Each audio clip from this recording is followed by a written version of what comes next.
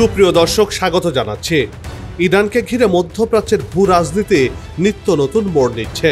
ইসরায়েলের সঙ্গে সাম্প্রতিক যুদ্ধের পর ইরান শুধু প্রতিরক্ষায় সীমাবদ্ধ নেই, আঞ্চলিক শক্তি কাঠামো পুনর্নির্মাণ শুরু করেছে। যুদ্ধের অভিজ্ঞতা থেকে ইরান শিক্ষা নিয়েছে, বেরিয়ে আসছে তাদের দুর্বলতার জায়গাটিও। আর সেই শিক্ষা থেকে শুরু হয়েছে নতুন যুদ্ধ প্রস্তুতি, আধুনিক প্রতিরক্ষা ব্যবস্থা, ক্ষেপণাস্ত্র উন্নয়ন, পারমাণবিক সহযোগিতা ও রাশিয়া চীনকে ঘিরে কৌশলগত অংশীদারিত্ব। সব মিলে ইরান এখন ভীষণ ব্যস্ত। ইরানের এই অবস্থান মধ্যপ্রাচ্যের রাজনৈতিক মানচিত্রে নতুন এক উত্তেজনা তৈরি হয়েছে।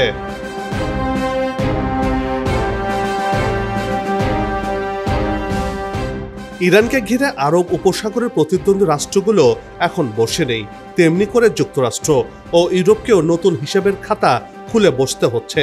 ফলে একবিংশ শতকের এই সময়টাতে ইরান যে বৈশ্বিক খেলোয়াড় হিসেবে আবির্ভূত হয়েছে তা অস্বীকার করার কোনো উপায় নেই। ইরান এখন কি করছে, নতুন যুদ্ধের জন্য তারা নিজেদের কিভাবে কতটা প্রস্তুত করছে, ইরান কি পারবে পারমাণবিক বোমা তৈরি করতে, এসবের বিশ্লেষণ নিয়ে সাজিয়েছি এবারের পর্ব। বিস্তারিত জানতে পুরো ভিডিওটি দেখুন। দর্শক, চলুন চলে যাই মূল ভিডিওতে।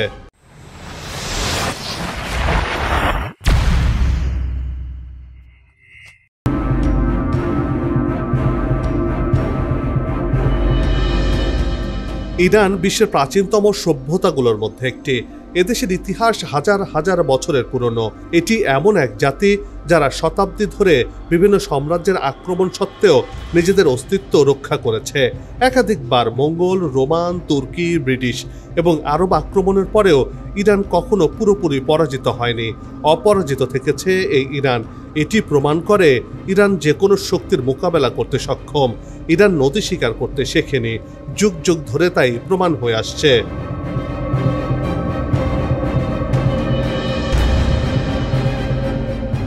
গেল 6 জুন জাতিসংঘের পরমাণু শক্তি পর্যবেক্ষণ সংস্থা এক প্রতিবেদনে উল্লেখ করে ইরানের কাছে 400 কেজি ইউরেনিয়াম মজুত রয়েছে। সেগুলো 60% পর্যন্ত বিশুদ্ধ। এই বিশুদ্ধতার মান যদি 90% পৌঁছে যায় তাহলে অনায়াসেই তা দিয়ে পরমাণু অস্ত্র তৈরি করা সম্ভব। এই প্রতিবেদন প্রকাশের 6 দিনের মধ্যে ইরানে বিমান অভিযান শুরু করে ইসরায়েল এবং পরে তাতে যোগ দেয় যুক্তরাষ্ট্র। 12 দিনে সেই অভিযানে ইরানের পরমাণু স্থাপনার ব্যাপক ক্ষয়ক্ষতি হয়।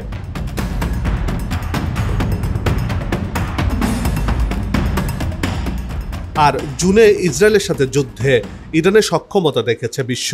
ইরানের মিসাইলের আঘাতে ইসরায়েলের অহংকারকে টেনে হিচড়ে মাটিতে নামিয়ে দিয়েছে। এক একটি মিসাইলের আঘাতে তছনছ হয়েছে ইসরায়েলের দাম্ভিকতা।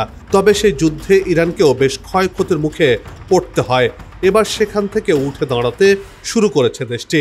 ইসরায়েলের সঙ্গে যুদ্ধের পর নিজেদের সামরিক খাত নতুন করে ঢেলে সাজাতে শুরু করেছে ইরান। যুদ্ধে যেসব দুর্বলতা প্রকাশ পেয়েছিল সেগুলো কাটিয়ে উঠতে এখন তারা শক্তিশালী পদক্ষেপও নিচ্ছে।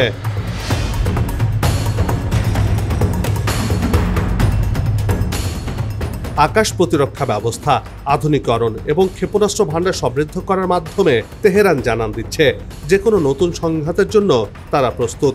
সময় যত এগুচ্ছে ইরানের সামরিক কৌশল ততই যুদ্ধের দামামার দিকে অগ্রসর হচ্ছে। যুদ্ধের ঝনঝনানি, ক্ষেপণাস্ত্রের গর্জন আর মহড়ার ঘনঘটা মিলিয়ে যেন নতুন এক ইরানের আগমনী বার্তা শোনা যাচ্ছে, যা ইসরায়েল সহ মার্কিন যুক্তরাষ্ট্রকে ভাবিয়ে তুলেছে, কাঁপন ধরিয়ে দিয়েছে নেতানিয়াহুর বুকে।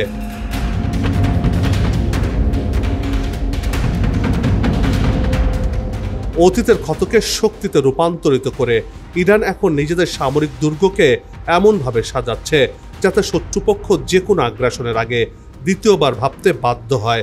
ইসলামী বিপ্লবী গার্ড বাহিনী ঘোষণা করেছে ইরানের বিরুদ্ধে হামলা চালানো হলে কঠিন পরিণতির মুখোমুখি হতে হবে ইসরায়েল ও আমেরিকাকে। তাদের মতে ইরান এমন প্রস্তুতি নিয়েছে যা প্রতিপক্ষকে আক্রমণের আগেই কাঁপিয়ে তুলবে। নতুন এক পরাশক্তিতে রূপান্তরিত হয়েছে পার্সিয়ার সিংহ। গত 21 সেপ্টেম্বর প্রতিরক্ষা সপ্তাহের সূচনায় এক বিবৃতিতে আইআরজিসি এই সতর্কবার্তা দেয়।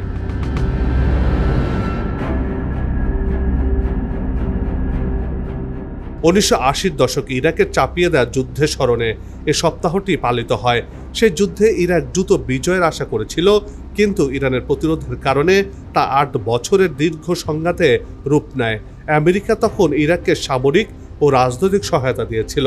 সাদ্দাম হোসেনের পাশে দাঁড়িয়েছিল মার্কিন যুক্তরাষ্ট্র। তবুও শেষ পর্যন্ত ইরানকে পরাজিত করতে পারেনি ইরাক।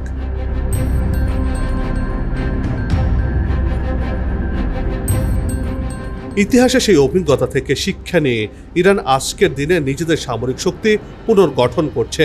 2025 সালের জুনে ইসরায়েল ইরানের পারমাণবিক স্থাপনাগুলোতে আকস্মিক হামলা চালায়। পরে যুক্তরাষ্ট্র ইসরায়েলের সঙ্গে মিলে হামলা শুরু করে, কিন্তু মাত্র 12 দিনের মধ্যেই ইরানি প্রতিরোধের কাছে নতি স্বীকার করে উভয় পরাশক্তি। IRGC দাবি করেছে এই যুদ্ধ প্রমাণ করেছে ইরানি জাতি ঐক্যবদ্ধভাবে শত্রুদের মোকাবেলা করতে সক্ষম।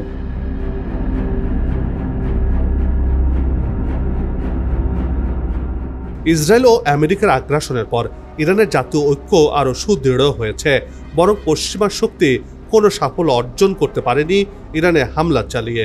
IRGC বলছে শত্রুরা হাইব্রিড যুদ্ধ চালালেও ইরান ঐক্যের দুর্গ হয়ে দাঁড়িয়ে রয়েছে। প্রতিরক্ষা ও নিরাপত্তা প্রযুক্তির উন্নয়ন এখন অব্যাহত রয়েছে ইরানের। সম্ভাব্য যে কোনো হুমকি মোকাবেলায় তারা সর্বোচ্চ প্রস্তুত এবং এই অবস্থান থেকে শত্রুদের নতুন করে সতর্ক বার্তা পাঠাচ্ছে তেহরান।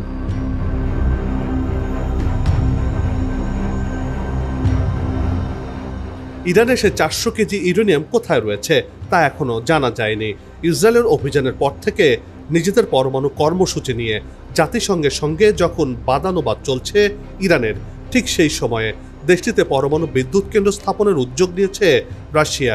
রাশিয়ার সঙ্গে ইরানের পরমাণু চুক্তি হয়েছে। এতে চিন্তার ভাঁজ বড় হয়েছে পশ্চিমাদের। ঘোষণা এসেছে রাশিয়া ইরানে 8টি নতুন পারমাণবিক বিদ্যুৎ কেন্দ্র নির্মাণ করবে, যার মধ্যে 4টি বুশেহরে। পশ্চিমারা দীর্ঘদিন ধরে ইরানের পারমাণবিক কর্মসূচিকে নিয়ন্ত্রণে রাখতে চাইলেও এবার সেই প্রচেষ্টা ব্যর্থ করে দিয়েছে ইরান। তাতে সহায়তা করেছে রাশিয়া।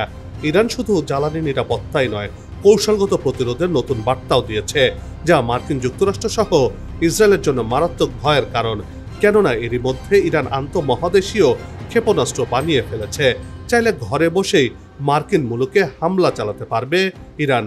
আর সেই চিন্তায় এখন যেন ঘুম উড়ে গেছে মার্কিন প্রেসিডেন্টের। কারণ ইরানের মিসাইল যে কোনো বাধাই মানে না, যার প্রমাণ ইরান ইসরায়েল যুদ্ধেই দেখা গেছে। মার্কিনীদের আকাশ প্রতিরক্ষা ব্যবস্থাকে চূর্ণ বিচূর্ণ করে দিয়েছে ইরানের মিসাইলগুলো। আর এই যে আন্তঃমহাদেশীয় মিসাইল তৈরি করেছে ইরান, আর সেটি যদি মার্কিন মুলুকে আশ্রে পড়ে, তাহলে মার্কিন যুক্তরাষ্ট্রের কোনো আকাশ প্রতিরক্ষা ব্যবস্থা তা থামাতে পারবে না বলে মনে করছে অনেক বিশ্লেষক।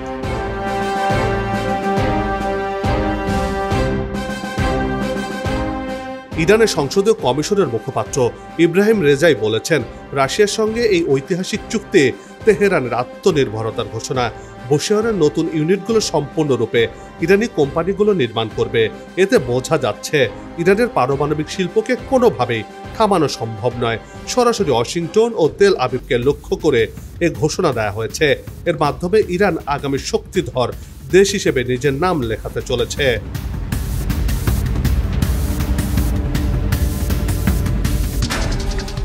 সিরিয়ায় সামরিক সহযোগিতা, ড্রোন প্রযুক্তি বিনিময় এবং এখন পারমাণবিক খাতে যৌথ সম্পর্ক, সব মিলিয়ে মস্কো ও তেহরান নতুন জোট গঠনের পথে হাঁটছে। বিশ্লেষকদের মতে এই চুক্তি শুধু বিদ্যুৎ উৎপাদনের জন্য নয়, আন্তর্জাতিক রাজনৈতিক শক্তির ভারসাম্য পাল্টে দেওয়ার কৌশল। ইউক্রেন যুদ্ধের কারণে পশ্চিমাদের নিষেধাজ্ঞা জর্জরিত রাশিয়া এখন পূর্ব ও দক্ষিণে প্রভাব বাড়াতে চাইছে। আর ইরানের জন্য এটি কৌশলগত ঢাল হয়ে দাঁড়াচ্ছে, যা ইরানকে পরাশক্তি হিসেবে আত্মপ্রকাশ করতে সহায়তা করছে বলেই মনে করছেন তারা।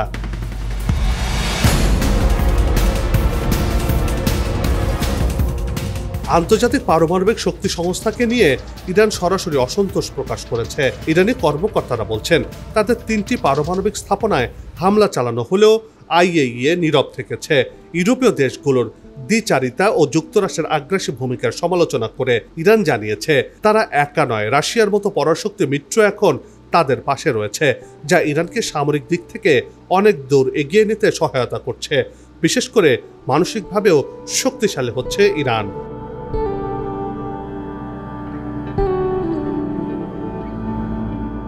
এই চুক্তিতে ভূ রাজনৈতিক পাল্টা চাল হিসেবে দেখছেন বিশ্লেষকরা। যদি বাস্তবায়ন হয়, ইরান কেবল জ্বালানিতে নয়, আঞ্চলিক পারমাণবিক সক্ষমতাতেও নতুন শক্তি হয়ে উঠবে। এতে সৌদি আরব, ইসরায়েল এমনকি ইউরোপও নতুন নিরাপত্তা সংকটে পড়তে পারে। ইরান জানিয়েছে তারা শান্তিপূর্ণভাবে এগোতে চায়, কিন্তু অন্যায়ের বিরুদ্ধে রুখে দাঁড়াবে। ফলে রাশিয়ার এই সহযোগিতা বিশ্ব রাজনীতিতে নতুন অধ্যায়ের সূচনা করেছে।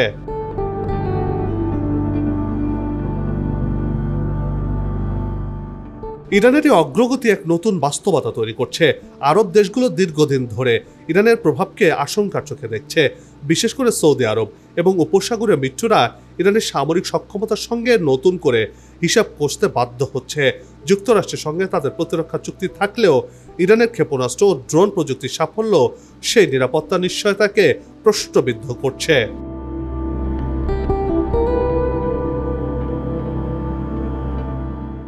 এদিকে চীনের সঙ্গে ইরানের সম্পর্ক এই ভূ রাজনীতিতে গুরুত্বপূর্ণ হয়ে উঠেছে। বেল্ট অ্যান্ড রোড ইনিশিয়েটিভের অংশ হিসেবে ইরান এরই মধ্যে চীনা বিনিয়োগ টানতে শুরু করেছে। মস্কোর পাশাপাশি বেইজিংয়ের সঙ্গেও কৌশলগত অংশীদারিত্ব গড়ে উঠলে পশ্চিমাদের জন্য ডাবল চাপ হয়ে দাঁড়াবে। চীন মধ্যপ্রাচ্যে স্থিতিশীল জ্বালানি সরবরাহ চাইছে, আর ইরান চাইছে কূটনৈতিক রক্ষা কবচ। ফলে দুই দেশের স্বার্থ এক বিন্দুতে মিলে যাচ্ছে।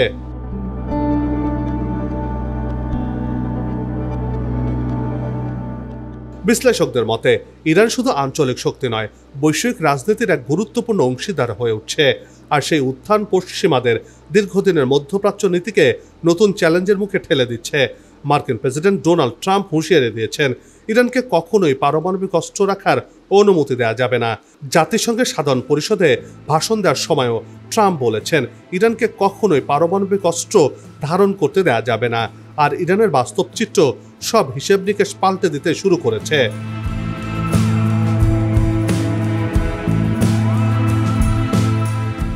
মার্কিন যুক্তরাষ্ট্র, ইউরোপীয় মিত্র দেশ ও ইসরায়েল দীর্ঘদিন ধরে অভিযোগ করে আসছে ইরান গোপনে পারমাণবিক অস্ত্র তৈরির চেষ্টা করছে। তবে ইরান সবসময় এই অভিযোগ অস্বীকার করেছে। ইরানের আশঙ্কা, প্রেসিডেন্ট ডোনাল্ড ট্রাম্প ইসলামী প্রজাতন্ত্রকে দুর্বল করার চেষ্টা করছেন। ইরান শান্তিপূর্ণ পারমাণবিক কার্যক্রম চালিয়ে যাবে, কিন্তু অন্যায় আচরণ সহ্য করবে না বলেও সাফ জানিয়ে দিয়েছে দেশটি। কোনো ধরনের আক্রমণ হলে কাউকে ছাড় দেওয়া হবে না বলেও হুঙ্কার দিয়ে রেখেছে ইরান।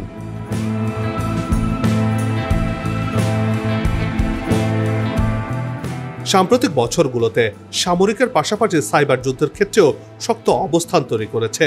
যুক্তরাষ্ট্র ও ইসরায়েলের একাধিক গুরুত্বপূর্ণ স্থাপনায় সাইবার আক্রমণের অভিযোগ উঠেছে ইরানের বিরুদ্ধে।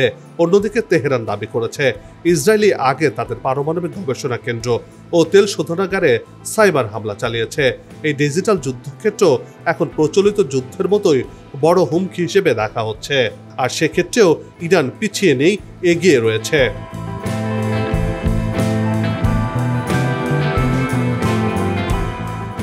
সব মিলিয়ে সামরিক শক্তি বৃদ্ধি, পারমাণবিক চুক্তি, চীন রাশিয়ার সঙ্গে কৌশলগত সম্পর্ক ও সাইবার যুদ্ধের ক্ষেত্রে উপস্থিতি, সব দিক দিয়ে ইরান নিঃসন্দেহে এখন বহুমাত্রিক শক্তি হিসেবে আত্মপ্রকাশ করছে।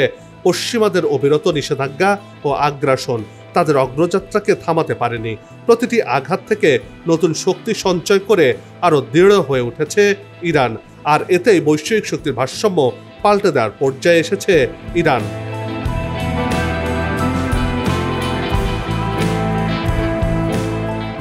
বন্ধ হোক যুদ্ধ, বিগ্রহ, হানাহানি, শান্তিময় হোক বিশ্ব, এমন প্রত্যাশা রেখে পর্ব থেকে বিদায় নিচ্ছে। তবে যাবার আগে সে একই অনুরোধ, যেখানে সেখানে ময়লা আবর্জনা ফেলবেন না, পরিবেশের ক্ষতি করবেন না, অযথা হর্ন বাজাবেন না। আপনার দেশের সৌন্দর্য রক্ষায় পোস্টার লাগানো থেকে বিরত থাকুন। যদি চ্যানেলটিতে নতুন হয়ে থাকেন, ভিডিওটি ভালো লাগে, তাহলে চ্যানেলটি সাবস্ক্রাইব করে ভালোবাসায় আবদ্ধ করবেন। ভালো লাগা না লাগার বিষয়টি কমেন্টে লিখে জানাবেন। কি ধরনের ভিডিও দেখতে চান তাও জানানোর অনুরোধ রইল। আবারও হাজির হব নতুন কোনো খবর আর তার বিশ্লেষণ নিয়ে। নিজে ভালো থাকুন, দেশকে ভালো রাখুন, আমাদের সাথেই থাকুন। ধন্যবাদ।